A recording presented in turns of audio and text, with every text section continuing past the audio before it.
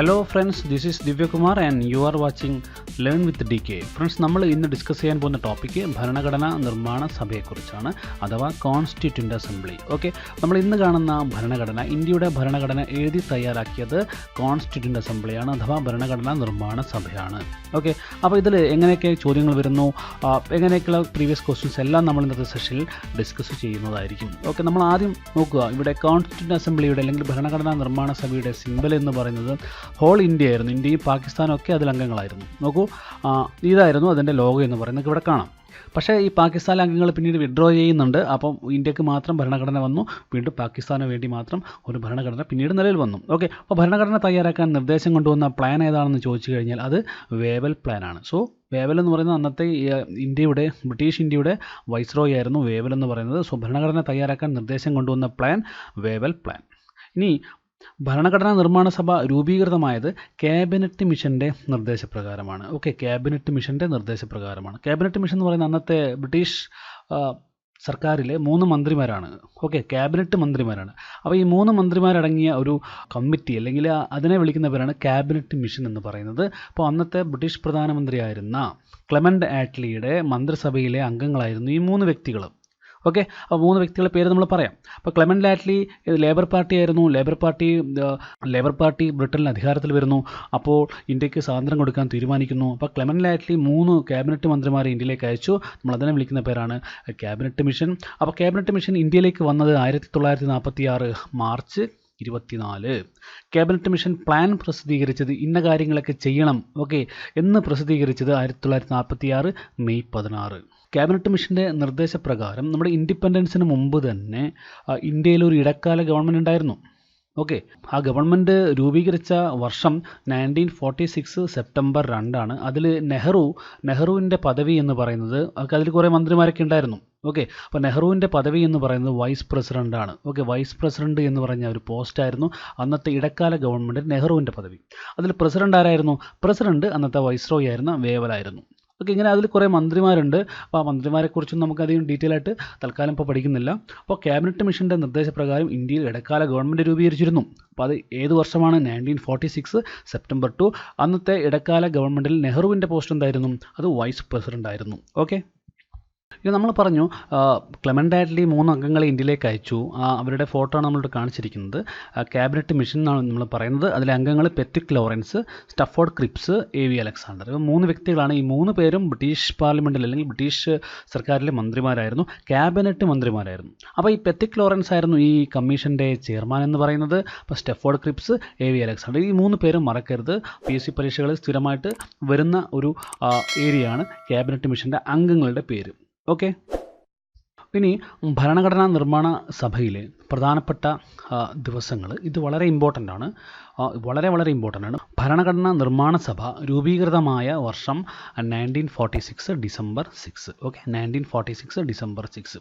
എന്നാൽ പ്രഥമ സമ്മേളനം, ഭരണഘടനാ നിർമ്മാണ സഭയുടെ പ്രഥമ സമ്മേളനം ചേർന്നത് എവിടെ വെച്ചായിരുന്നു? പാർലമെൻറ്റിലെ സെൻട്രൽ ഹാളാണ്. Central hall parliament. അന്ന് പങ്കെടുത്തത് 207 വ്യക്തികളാണ്. സെൻട്രൽ ഹാൾ എന്ന് പറയുമ്പോൾ പ്രധാനപ്പെട്ട മീറ്റിങ്ങുകളൊക്കെ പാർലമെൻറ്റിലെ സെൻട്രൽ ഹാളിൽ വെച്ചാണ് ചേരുന്നത്. ഇപ്പോഴും നമ്മുടെ രാജ്യസഭയിലും ലോകസഭയിലും എന്തെങ്കിലും തർക്കങ്ങൾ വന്നു കഴിഞ്ഞാൽ ജോയിൻറ്റ് സിറ്റിങ്ങിന് ഇരിക്കാറുണ്ട് 2 സഭകളും. അതിരിക്കുന്നത് പാർലമെൻറ്റിലെ സെൻട്രൽ ഹാളിലായിരിക്കും. ഓക്കെ, അപ്പോൾ അത് 3 ദിവസം കഴിഞ്ഞപ്പോൾ 1946 ഡിസംബർ 9 ആദ്യത്തെ സമ്മേളനം ചേർന്നത്. അതിൽ 207 ആൾക്കാർ പങ്കെടുത്തു. ഓക്കെ, എന്നാൽ ആദ്യത്തെ സമ്മേളനത്തിന് അധ്യക്ഷത വഹിച്ചൊരു വ്യക്തിയുണ്ട്. അപ്പം നമ്മൾ മറക്കരുത്, ആ വ്യക്തിയുടെ പേരാണ് സച്ചിദാനന്ദ സിൻഹ. ഓക്കെ, സച്ചിദാനന്ദ സിൻഹ. നോക്കൂ, നമ്മൾ സാധാരണഗതിയിൽ നമ്മൾ പുതിയ ഒരു നിയമസഭയോ അല്ലെങ്കിൽ രാജ്യസഭയോ ലോകസഭയോ ഒക്കെ ചേരുമ്പോൾ നമ്മൾ അതിൻ്റെ ആദ്യത്തെ അധ്യക്ഷനെ തിരഞ്ഞെടുക്കണം. അതിന് മുമ്പ് ഒരു താൽക്കാലിക അധ്യക്ഷൻ വേണം. അത് സാധാരണഗതിയിൽ നോർമലായിട്ട് നമ്മൾ ഫോളോ ചെയ്യുന്നൊരു പ്രൊസീജിയർ എന്ന് പറയുന്നത് ഏറ്റവും മുതിർന്ന വ്യക്തിയെ നമ്മൾ ആ പോസ്റ്റിലേക്ക് പരിഗണിക്കുന്നു. അപ്പോൾ അങ്ങനെ ആദ്യത്തെ സമ്മേളനം ചേർന്നപ്പോൾ അതിൻ്റെ അധ്യക്ഷൻ എന്ന് പറയുന്നത് സച്ചിദാനന്ദ സിൻഹയായിരുന്നു. ഓക്കെ, പിന്നെ സ്ഥിരം അധ്യക്ഷനെ തിരഞ്ഞെടുത്തു. അത് രാജേന്ദ്ര പ്രസാദിനെയാണ് സ്ഥിരം അധ്യക്ഷനായി തിരഞ്ഞെടുത്തത്. ഏത് ദിവസമാണ്? 1946 ഡിസംബർ 11. 1946 ഡിസംബർ 11 രാജേന്ദ്ര പ്രസാദിനെ സ്ഥിരം അധ്യക്ഷനായി തിരഞ്ഞെടുക്കുന്നു. ഓക്കെ, ഇനി അടുത്ത വളരെ ഇമ്പോർട്ടൻ്റ് ആണ്, ആമുഖം അവതരിപ്പിക്കുന്നു. അടുത്ത ജവഹർലാൽ നെഹ്റു നമ്മുടെ ഇന്ത്യൻ ഭരണഘടനയുടെ ആമുഖം അവതരിപ്പിക്കുന്നു. ശരിക്കും അത് ആമുഖമായിട്ടല്ല ജവഹർലാൽ നെഹ്റു അവതരിപ്പിക്കുന്നത്, ലക്ഷ്യപ്രമേയമായിട്ടാണ് അവതരിപ്പിക്കുന്നത്. അത് പിന്നീട് ആമുഖമായിട്ട് മാറുകയാണ് ചെയ്തത്. ഇപ്പോൾ ഇതിൽ ഒരുപാട് ചോദ്യങ്ങളുണ്ട്. ആരാണ് ആമുഖം അവതരിപ്പിച്ചത്? ജവഹർലാൽ നെഹ്റു ആണ്. ഓക്കെ, ആമുഖം അവതരിപ്പിച്ചത് ലക്ഷ്യപ്രമേയമായിട്ടാണ്. നമ്മുടെ ഇന്ത്യൻ ഭരണഘടനയുടെ ആമുഖം കടമെടുത്തിരിക്കുന്നത് ഏത് രാജ്യത്തിൽ നിന്നാണ്? അത് അമേരിക്കയിൽ നിന്നാണ്. ഇങ്ങനെയുള്ള ചോദ്യങ്ങളൊക്കെ ഇവിടെ വരാം. ഇനി ഇന്ത്യൻ ഭരണഘടന സ്വീകരിക്കപ്പെട്ട ദിവസം. ഓക്കെ, എല്ലാ അംഗങ്ങളും ഇന്ത്യൻ ഭരണഘടന പൂർണ്ണമായും സ്വീകരിക്കപ്പെട്ട ദിവസം 1949 നവംബർ 26. അതുകൊണ്ട് തന്നെയാണ് നവംബർ 26 നമ്മൾ ഇന്നും നിയമദിനമായി ആചരിക്കുന്നു. ഭരണഘടനാ ദിനമായിട്ട് ആചരിക്കുന്ന ദിവസം നവംബർ 26 ആണ്. ഇനി നിയമനിർമ്മാണ സഭയായി സമ്മേളിച്ചത് എന്നാണെന്നാണ് ചോദിച്ചിരിക്കുന്നത്. നോക്കും, അപ്പോൾ 1947 ഓഗസ്റ്റ് 15 നമുക്ക് സ്വാതന്ത്ര്യം കിട്ടി. ഓക്കെ, അപ്പോൾ സ്വാതന്ത്ര്യം കിട്ടിക്കഴിഞ്ഞാൽ ഇന്ത്യ ഒരു ഇൻഡിപെൻഡൻ്റ് ആയിക്കഴിഞ്ഞാൽ ഇന്ത്യക്ക് സ്വന്തമായിട്ട് നിയമനിർമ്മാണ സഭ ഉണ്ടാവണം, നിയമനിർമ്മാണ സഭയിൽ അംഗങ്ങൾ ഉണ്ടാവണം. അപ്പോൾ നമ്മൾ നേരത്തെ തിരഞ്ഞെടുത്ത ഈ ഭരണഘടനാ നിർമ്മാണ സമിതിയിലെ അംഗങ്ങൾ ഓട്ടോമാറ്റിക്കായിട്ട് ഈ നിയമനിർമ്മാണ സഭയിലെ അംഗങ്ങളായിട്ട് മാറും. ഓക്കെ, അപ്പോൾ അങ്ങനെ നിയമനിർമ്മാണ സഭയായിട്ട് 1947 ഓഗസ്റ്റ് 15 അർദ്ധരാത്രി മുതൽ നമ്മുടെ ഭരണഘടനാ നിർമ്മാണ സമിതി ഒരു നിയമനിർമ്മാണ സഭയും കൂടെ രണ്ടുമായി മാറി. ഓക്കെ, ഇന്ത്യയുടെ പാർലമെൻറ്റായിട്ട് ഈ ഭരണഘടനാ നിർമ്മാണ സമിതി മാറി. അപ്പോൾ അങ്ങനെ പാർലമെൻറ്റായിട്ട് മാറുമ്പോൾ അതിനൊരു സ്പീക്കർ വേണം. ആ സ്പീക്കർ ആരായിരുന്നു? GV മാവലങ്കർ ആയിരുന്നു. അപ്പോൾ ആദ്യത്തെ സ്പീക്കർ GV മാവലങ്കർ എന്ന് പറയാം. അതുപോലെ തന്നെ നിയമനിർമ്മാണ സഭയായിട്ട് ചേർന്ന വർഷം ചോദിക്കാറുണ്ട്. അത് ആദ്യമായിട്ട് നിയമനിർമ്മാണ സഭയായിട്ട് ഈ ഭരണഘടനാ നിർമ്മാണ സമിതി ചേർന്നത് 1947 നവംബർ 17. ഇതും വളരെ ഇമ്പോർട്ടൻ്റ് ആണ്. ഇനി ഇതിൽ ദേശീയ പതാക അംഗീകരിച്ചത് വളരെ ഇമ്പോർട്ടൻ്റ് ആണ്. പലപ്പോഴും ചോദിച്ചിട്ടുണ്ട്. 1947 ജൂലൈ 22 നമ്മുടെ ഭരണഘടനാ നിർമ്മാണ സമിതി ദേശീയ പതാകയെ അംഗീകരിച്ചത്. വീണ്ടും ദേശീയ ഗാനം അംഗീകരിച്ചത്, ദേശീയ ഗീതം അംഗീകരിച്ചത്, അതുപോലെ തന്നെ ഭരണഘടനാ നിർമ്മാണ സഭാ അംഗങ്ങൾ ഭരണഘടനയിൽ ഒപ്പിട്ടത് അല്ലെങ്കിൽ അവസാന സെഷനാണ്. ഓക്കെ, അപ്പോൾ ജനുവരി 26 നമുക്ക് നോക്കൂ, ജനുവരി 26 നമുക്ക് റിപ്പബ്ലിക് ആകാൻ പോകണം ഇന്ത്യ. അതിനു മുമ്പ് 2 ദിവസം മുമ്പ് ഓക്കെ ഗാനം അംഗീകരിച്ചു, ഗീതം അംഗീകരിച്ചു, ഭരണഘടനാ നിർമ്മാണ സഭയിലെ അംഗങ്ങളെല്ലാം ഈ ഭരണഘടനയിൽ ഒപ്പിട്ടു. ഇതിന് അവസാന സെഷനും കൂടിയാണ്. അത് 1950 ജനുവരി 24 ആണ്. ഓക്കെ, ആമുഖം പറയുമ്പം നമ്മൾ നേരത്തെ പറഞ്ഞു, ആമുഖത്തെക്കുറിച്ച് പറഞ്ഞു. ആമുഖം അവതരിപ്പിച്ചത് ജവഹർലാൽ നെഹ്റു ആണ്. പക്ഷേ ഈ ആമുഖം എന്ന് പറഞ്ഞാൽ ഭരണഘടനയുടെ ഭാഗമാണോ അല്ലയോ എന്നുള്ളതിനെക്കുറിച്ചും ഒരുപാട് കാലം തർക്കം നിന്നിരുന്നു നമ്മുടെ ജുഡീഷ്യറിയും നമ്മുടെ പാർലമെൻറ്റും തമ്മിൽ. പക്ഷെ എന്നാൽ ഈ പറഞ്ഞിരിക്കുന്ന ആമുഖത്തെ ഒരു തവണ നമ്മൾ അമെൻഡ്മെൻറ്റ് ചെയ്തിട്ടുണ്ട്, ഭേദഗതി വരുത്തിയിട്ടുണ്ട്. 1976 42ാം ഭേദഗതിയായിരുന്നു. ഇന്ദിരാഗാന്ധിയുടെ ഗവൺമെൻറ് ആയിരുന്നു ആ സമയത്ത്. 42ാം ഭേദഗതി പ്രകാരം സോഷ്യലിസ്റ്റ്, മതേതരത്വം, അവിഭാജിത എന്നീ ഘടകങ്ങൾ, പോയിന്റുകൾ നമ്മുടെ ആമുഖത്തിൽ കൂട്ടിച്ചേർത്തു. ഓക്കെ, ഇത് ഒരുപാട് ചരിത്രമുണ്ടെന്ന് പറയാൻ വേണ്ടിയിട്ട്, അതിന് ഒരുപാട് കാരണങ്ങളൊക്കെ ഉണ്ട്. നമ്മൾ തൽക്കാലം അതിപ്പോൾ പറയുന്നില്ല. സോ 1976 42ാം ഭേദഗതി. ഈ 42ാം ഭേദഗതി വളരെ ഇമ്പോർട്ടൻ്റ് ആയിട്ടുള്ളൊരു ഭേദഗതിയാണ്. കാരണം ഇതിന് മിനി കോൺസ്റ്റിറ്റ്യൂഷൻ എന്നാണ് വിളിക്കുന്നത്. കാരണം ഒരുപാട് കാര്യങ്ങൾ ഇതോടൊപ്പം തന്നെ ആഡ് ചെയ്ത് ചേർത്തിട്ടുണ്ട്. ഓക്കെ, ഇനി ഭരണഘടനാ നിർമ്മാണ സഭയിൽ എത്ര അംഗങ്ങളുണ്ട് എന്ന് ചോദിച്ചു കഴിഞ്ഞാൽ 389 നമ്മുടെ ക്യാബിനറ്റ് മിഷൻ്റെ നിർദ്ദേശപ്രകാരം 389 അംഗങ്ങൾ മാത്രമേ പാടുള്ളൂ എന്ന് അവർ കർശനമായി നിർദ്ദേശിച്ചിരുന്നു. അപ്പോൾ അതിൽ നാട്ടുരാജ്യങ്ങളിൽ നിന്ന് 93, തിരഞ്ഞെടുക്കപ്പെട്ട അംഗങ്ങൾ 296 ആയിരുന്നു. ഓക്കെ, നാട്ടുരാജ്യങ്ങളിൽ നിന്ന് 93, മറ്റ് തിരഞ്ഞെടുക്കപ്പെട്ട അംഗങ്ങൾ 296. ഓക്കെ, അപ്പോൾ അതോടൊപ്പം തന്നെ ഈ 389 അംഗങ്ങളായിരുന്നു നമ്മുടെ ഭരണഘടനാ നിർമ്മാണ സമിതിയിൽ ഉണ്ടായിരുന്നത്. പക്ഷേ ഈ പാകിസ്ഥാനുമായി ബന്ധപ്പെട്ടിട്ട് അവർ ഒരു രാജ്യമായിട്ട് ഫോം ചെയ്യാൻ പോവുകയാണ്. അവർക്ക് സ്വന്തമായിട്ടൊരു ഭരണഘടന വേണം.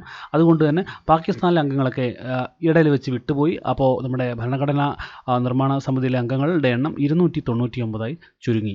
ഓക്കെ, അപ്പം അങ്ങനെയാണ് പാകിസ്ഥാൻ പുതിയ ഭരണഘടന രൂപീകരിക്കുന്നു. അങ്ങനെ പല കാര്യങ്ങളും ഇവിടെ നടക്കുന്നുണ്ട്. നോക്കി, ഇതിൽ ചോദിക്കുന്ന വളരെ ഇമ്പോർട്ടൻ്റ് ആയ കാര്യങ്ങൾ, ഭരണഘടനാ നിർമ്മാണ സമിതിയിൽ എത്ര വനിതകളുണ്ടായിരുന്നു? 17 വനിതകൾ. എത്ര മലയാളികൾ? 17 മലയാളികൾ. അതിൽ നിന്ന് മലബാറിൽ നിന്ന് 9 ആൾക്കാരായിരുന്നു. തിരുവിതാംകൂറിൽ നിന്ന് 6 പേരുണ്ടായിരുന്നു. കൊച്ചിയിൽ നിന്ന് ഒരാൾ, കൊച്ചിയെ പ്രതികരിച്ച് ഒരാളാണ് പനമ്പള്ളി ഗോവിന്ദമേനോൻ. യുണൈറ്റഡ് പ്രൊവിൻസസ് എന്ന് പറഞ്ഞു കഴിഞ്ഞാൽ ഇന്നത്തെ UP ആണ് കേട്ടോ, ഇന്നത്തെ UP ആണ്. അവിടെ UPയെ പ്രതികരിച്ച് വന്നത് ജോൺ മത്തായിയാണ്. അദ്ദേഹം മലയാളിയാണ്. പക്ഷേ അദ്ദേഹം കേരളത്തിൻ്റെ റെപ്രസെൻറ്റേറ്റീവ് ആയിട്ടല്ല വന്നതെങ്കിലും അദ്ദേഹം മലയാളിയാണ്. അങ്ങനെ മൊത്തം 17 മലയാളികൾ, മൊത്തം 17 വനിതകൾ. ഓക്കെ, ഈ 17 മലയാളികളിൽ എത്ര വനിതകൾ ഉണ്ടായിരുന്നു ചോദിച്ചു കഴിഞ്ഞാൽ 3 പേരാണ്. ആ 3 വനിതകൾ ആരൊക്കെയായിരുന്നു, മലയാളി വനിതകൾ ആരൊക്കെയായിരുന്നു ഭരണഘടനാ നിർമ്മാണ സമിതിയിൽ അംഗമായിരുന്നു? 1 അനിമ സ്ക്രീൻ, 2 അമ്മു സ്വാമിനാഥൻ, 3 ദാക്ഷായണി വേലായുധൻ. ദാക്ഷായണി വേലായുധൻ എന്ന് പറയുമ്പോൾ ഒരു ദളിത് യുവതിയാണ്. അപ്പോൾ ഒരേ ഒരു ദളിത് മെമ്പറായിരുന്നു, ദളിത് വുമൺ മെമ്പറായിരുന്നു ദാക്ഷായണി വേലായുധൻ. ഇന്ത്യയിൽ ആദ്യമായിട്ട് PhD പാസ്സായ ദളിത് വ്യക്തിയാണ് ദാക്ഷായണി വേലായുധൻ എന്ന് പറയുന്നത്. ഓക്കെ, ഇനി 1-2 പോയിന്റുകളാണ് നമ്മൾ ഒന്ന് ശ്രദ്ധിക്കുക. പ്രഥമ സമ്മേളനത്തിന് അധ്യക്ഷം വഹിച്ചതാരാണ്? ഡോക്ടർ സച്ചിദാനന്ദ സിൻഹ. നമ്മൾ നേരത്തെ പറഞ്ഞു അത് താൽക്കാലിക അധ്യക്ഷമായിരുന്നു. അദ്ദേഹം പ്രായമായ വ്യക്തിയായിരുന്നു, അതുകൊണ്ട് അദ്ദേഹത്തെ താൽക്കാലികമായി അധ്യക്ഷനാക്കി. ഇനി ആദ്യമായി അഭിസംബോധന ചെയ്ത് സംസാരിച്ചത് JB കൃപലാനി. ഭരണഘടനാ നിർമ്മാണ സഭയുടെ ഉപാധ്യക്ഷൻ എന്ന് പറയുന്നത് ആരാണ്? HC മുഖർജി. ഓക്കെ, ഭരണഘടനാ നിർമ്മാണ സഭയുടെ ഉപാധ്യക്ഷൻ എന്ന് പറയുന്നത് HC മുഖർജിയാണ്. ഇനി നിയമനിർമ്മാണ സഭയുടെ അധ്യക്ഷൻ അദ്ദേഹം തന്നെയാണ്. സ്പീക്കർ ഞാൻ പറഞ്ഞു, അദ്ദേഹമാണ് GV മാവലങ്കർ. അപ്പോൾ ഇന്ത്യയുടെ ആദ്യത്തെ സ്പീക്കർ എന്ന് ചോദിച്ചു കഴിഞ്ഞാൽ അതിൻ്റെ ഉത്തരം GV മാവലങ്കർ ആണ്. ഓക്കെ, ഇനി അതുപോലെ തന്നെ ഒരുപാട് കമ്മിറ്റികൾ ഉണ്ടായിരുന്നു നമ്മുടെ ഭരണഘടനാ നിർമ്മാണ സമിതിയിൽ. അപ്പോൾ അത് 22 കമ്മിറ്റികളുണ്ട്. അതിൽ ഏറ്റവും പ്രധാനപ്പെട്ട കമ്മിറ്റിയാണ് മൗലികാവകാശവും ന്യൂനപക്ഷവും എന്ന് പറഞ്ഞൊരു കമ്മിറ്റി. അതിൻ്റെ ചെയർമാൻ എന്ന് പറയുന്നത് സർദാർ വല്ലഭായ് പട്ടേലായിരുന്നു. ഇനി മൗലികാവകാശങ്ങളെക്കുറിച്ചൊരു സബ് കമ്മിറ്റി ഉണ്ടായിരുന്നു. അതിൻ്റെ ചെയർ എന്ന് പറയുന്നത് JB കൃപലാനിയായിരുന്നു. ഇനി ഏറ്റവും പ്രധാനപ്പെട്ട ഒരു കമ്മിറ്റിയായിരുന്നു ഡ്രാഫ്റ്റിംഗ് കമ്മിറ്റി. ഡ്രാഫ്റ്റിംഗ് കമ്മിറ്റിയിലെ ചെയർമാൻ എന്ന് പറയുന്നത് ഡോക്ടർ BR അംബേദ്കർ ആയിരുന്നു. അതുപോലെ തന്നെ ഈ ഡ്രാഫ്റ്റിംഗ് കമ്മിറ്റി 7-അംഗ കമ്മിറ്റിയായിരുന്നു. ഏറ്റവും പ്രധാനപ്പെട്ട ഒരു കമ്മിറ്റിയായിരുന്നു. പല സ്ഥലങ്ങളിൽ നിന്നും ഭരണഘടനകൾ പഠിച്ചതിന് ശേഷം ഇന്ത്യക്ക് വേണ്ടി ഒരു ഭരണഘടന ഡ്രാഫ്റ്റ് ചെയ്യുക എന്നുള്ളതായിരുന്നു അവരുടെ ജോലി. അതിൻ്റെ ചെയർമാനായിരുന്നു ഡോക്ടർ BR അംബേദ്കർ. അതുകൊണ്ടാണ് നമ്മൾ ഡോക്ടർ BR അംബേദ്കറിനെ the architect of the Indian constitution എന്ന് വിളിക്കുന്നത്. ഓക്കെ, ഇനി അടുത്ത എന്താണ്? The union constitution committee, union power committee. ഇതൊക്കെ ജവഹർലാൽ നെഹ്റുവാണ് കൈകാര്യം ചെയ്തത്. Steering committee Rajendra Prasad, rule of procedure committee Rajendra Prasad. ഇതൊക്കെയായിരുന്നു ഏറ്റവും പ്രധാനപ്പെട്ട കമ്മിറ്റികൾ മാത്രമേ നമ്മൾ നോക്കുന്നുള്ളൂ. മൊത്തം 22 കമ്മിറ്റികളുണ്ട്. ഓക്കെ, അങ്ങനെ ഇവരെല്ലാവരും കൂടി ചേർന്ന് ഭരണഘടന നമ്മൾ എഴുതി തയ്യാറാക്കി. അപ്പം ഭരണഘടന എഴുതി തയ്യാറാക്കാൻ എടുത്ത സമയം 2 വർഷം 11 മാസം 17 ദിവസം. ഓക്കെ, 2 വർഷം 11 മാസം 17 ദിവസം. നോക്കൂ, ഭരണഘടന നിലവിൽ വന്നപ്പോൾ 395 അനുച്ഛേദങ്ങളുണ്ടായിരുന്നു. ഇതിന് ആർട്ടിക്കിൾ എന്നാണ് ഇംഗ്ലീഷ് പറയാം. 22 ഭാഗങ്ങൾ, പാർട്ടുകൾ എന്ന് പറയും. 8 പട്ടികൾ, ഷെഡ്യൂളുകൾ എന്ന് പറയുന്നു. ഇപ്പോൾ നിലവിൽ അത് 395 ആയിരുന്നു വന്നപ്പോൾ. ഇപ്പോൾ അത് 448ആയി. ഇപ്പോൾ അത് 25 ഭാഗങ്ങൾ, പട്ടികൾ 12 മാറി. ഓക്കെ, അപ്പോൾ ഇത് എന്താണ് ആക്ച്വലി അനുച്ഛേദങ്ങൾ, ഭാഗങ്ങൾ എന്താണെന്ന് മനസ്സിലാവണമെന്നുണ്ടെങ്കിൽ നമ്മൾ ഇതിനെക്കുറിച്ചൊരു വീഡിയോ ഓൾറെഡി ചെയ്തിട്ടുണ്ട്. മുകളിൽ വരുന്ന സജഷനിൽ ക്ലിക്ക് ചെയ്യുകയാണെന്നുണ്ടെങ്കിൽ നിങ്ങൾക്ക് ആ വീഡിയോയിലേക്ക് നിങ്ങൾക്ക് കണക്ട് ചെയ്യാൻ സാധിക്കുന്നതാണ്. ഓക്കെ, ഫൈനലി വളരെ ഇമ്പോർട്ടൻ്റ് ആയിട്ടുള്ള ഭരണഘടനാ നിർമ്മാണ സമിതിയുമായിട്ടുള്ള 2 പോയിൻ്റാണ്. ഇന്ത്യക്ക് ഭരണഘടന വേണമെന്ന് ആദ്യം ഉന്നയിച്ച ഇന്ത്യക്കാരൻ MN റോയിയാണ്. അദ്ദേഹം ഒരു കമ്മ്യൂണിസ്റ്റ് പാർട്ടിക്കാരനാണ്. CPI കമ്മ്യൂണിസ്റ്റ് പാർട്ടി ഇന്ത്യയിൽ രൂപീകരിച്ച വ്യക്തിയാണ്. അതുപോലെ തന്നെ കമ്മ്യൂണിസ്റ്റ് ഇൻ്റർനാഷണൽ അംഗമായിരുന്ന വ്യക്തിയാണ്. മെക്സിക്കൻ കമ്മ്യൂണിസ്റ്റ് പാർട്ടി രൂപീകരിച്ച വ്യക്തിയാണ്. ഇദ്ദേഹത്തിൻ്റെ പ്രശസ്തമായിട്ടുള്ള ഒരു ബുക്കാണ് the book India in transition. അതുപോലെ തന്നെ പീപ്പിൾസ് പ്ലാനിൻ്റെ പ്രൊപ്പോണ്ടർ എന്ന് വിളിക്കുന്നതും MN റോയിയാണ്. The propounder of people's plan. അപ്പം ഇന്ത്യക്ക് ഒരു ഭരണഘടന വേണമെന്ന് അദ്ദേഹം ആദ്യമായിട്ട് പറഞ്ഞ വ്യക്തി MN റോയിയാണ്. അദ്ദേഹം ഈ ഒരു ആവശ്യം എക്സ്പ്രസ് ചെയ്തത് ഇന്ത്യൻ പാട്രിയോട്ട് എന്ന് പറഞ്ഞ ഒരു ന്യൂസ് പേപ്പർ വഴിയാണ്. ഓക്കെ, അപ്പം ഇദ്ദേഹത്തിൻ്റെ പേര് വളരെ ഇമ്പോർട്ടൻ്റ് ആണ് according to the Indian constitution എന്ന് പറയുന്നത്. ഓക്കെ, 2 ഇന്ത്യക്ക് ഒരു ഭരണഘടന വേണമെന്ന് ആദ്യം ഉന്നയിച്ച രാഷ്ട്രീയ പാർട്ടി ചോദിക്കുകയാണെങ്കിൽ സ്വരാജ് പാർട്ടിയാണ്. ഓക്കെ, സ്വരാജ് പാർട്ടി വളരെ വലിയൊരു പാർട്ടിയായിരുന്നു. കോൺഗ്രസ് സ്പ്ലിറ്റായിട്ട് വന്നൊരു പാർട്ടിയായിരുന്നു. പിന്നീട് CR ദാസ് എന്ന് പറഞ്ഞ ഈ സ്വരാജ് പാർട്ടിയുടെ സെക്രട്ടറി മരണപ്പെട്ടതിന് ശേഷം പിന്നെ സ്വരാജ് പാർട്ടി അത് ഇല്ലാതായി പോവുകയാണ് ചെയ്തത്. ഓക്കെ, ഇനി ഭരണഘടനയുടെ ഡ്രാഫ്റ്റ് തയ്യാറാക്കിയത് ആരാണെന്ന് ചോദിക്കാറുണ്ട്. അത് BN റാവു ആണ്.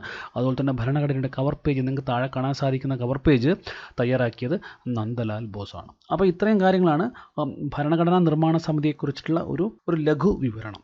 ഓക്കെ, അപ്പോൾ ഞാൻ പറഞ്ഞിരിക്കുന്ന എല്ലാ പോയിൻറ്റ്സുകളും പല വിധങ്ങളിലായിട്ട് PSCക്ക് ചോദിച്ചിട്ടുണ്ട്. അപ്പോൾ എല്ലാ ചോദ്യങ്ങളും ഉൾപ്പെടുത്തിക്കൊണ്ടുള്ള ഒരു ചെറിയ ഡ്രാഫ്റ്റാണ് നമ്മൾ ഈ ഭരണഘടനാ നിർമ്മാണ സമിതിയെക്കുറിച്ച് നമ്മളിവിടെ ചർച്ച ചെയ്തത്. അപ്പോൾ ഇത്രയും ഇഷ്ടപ്പെട്ടാൽ നിങ്ങൾ ലൈക്ക് ചെയ്യുക, ഷെയർ ചെയ്യുക, കമൻറ്റ് ചെയ്യുക. And also please subscribe and also please press the bell button to get the notification of our latest video. അപ്പോൾ അടുത്ത വീഡിയോയുമായി നമ്മൾ എത്രയും പെട്ടെന്ന് എത്തും. ഇപ്പോൾ നമ്മൾ ഭരണഘടനയുടെ അല്ലെങ്കിൽ ഭരണഘടനാ നിർമ്മാണ സഭയുടെ ഒരു ചെറിയൊരു ഡ്രാഫ്റ്റാണ് ഇവിടെ കംപ്ലീറ്റ് ആയത്.